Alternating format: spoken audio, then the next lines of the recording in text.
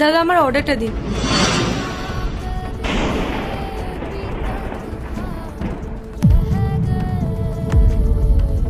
Salad আর রায়তা কোথায়?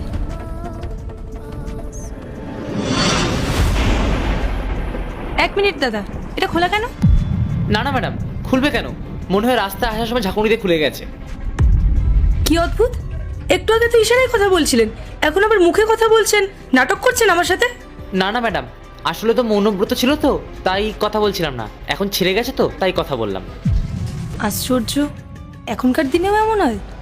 যাই হোক, পেমেন্ট আমি অনলাইনে করে দিয়েছি। দাঁড়ান দিদি, এই ছেলেটা আপনার বিরিয়ানি খেয়েছে। দিদি, এই ছেলেটাই আপনার বিরিয়ানি খেয়েছে, আমার কাছে ভিডিও আছে, দাঁড়ান এই দেখুন।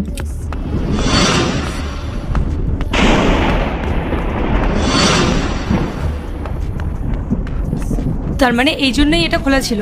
এটা কি ধরনের অভদ্রতা? কাস্টমার টাকা দিয়ে বিরিয়ানি অর্ডার করবে আর আপনারা সেটা খেয়ে নেবেন? আমি এক্ষুনি আপনার নামে কমপ্লেন করব। না না ম্যাডাম, দয়া করে একবার আমার কথাটা শুনুন, আমি একটা বিশেষ কারণে এটা করেছি। কি কারণ? আর কাস্টমারকে আপনারা এটো খাবার খাওয়াচ্ছেন?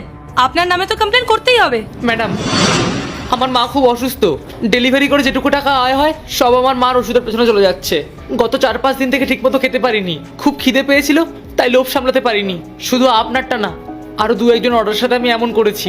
ধরা পড়ে যাবো ভাবিনি, পরিস্থিতি খুব খারাপ ছিল। দিদি, আপনি একদম ওর কথা শুনবেন না, এই সমস্ত লোকেরা না সবসময় এরকমই নাটক করে, আপনি ওকে পুলিশে দিন।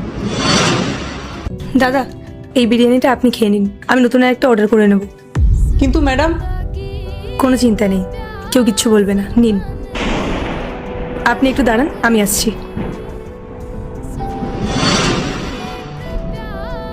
দাদা, এখানে 50,000 টাকা আছে, আপনি এটা রাখুন, আপনার মায়ের চিকিৎসার জন্য কাজে লাগবে।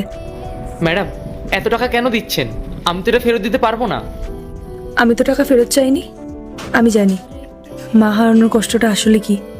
টাকার অভাবে আমিও আমার মায়ের সঠিক চিকিৎসা করাতে পারিনি। আমি চাই না যে আপনার মায়ের সাথেও সেম জিনিস হোক। এটা আপনি রাখুন, আপনার মায়ের চিকিৎসা করাবেন। ম্যাডাম, আজ থেকে আমার মা নতুন জীবন পাবে। ডাক্তার অপারেশনের কথা বলেছিলেন, টাকার অভাবে করাতে পারিনি, আজ সব হয়ে যাবে। ঠিক আছে, আমি একদিন ওনাকে দেখতে যাব।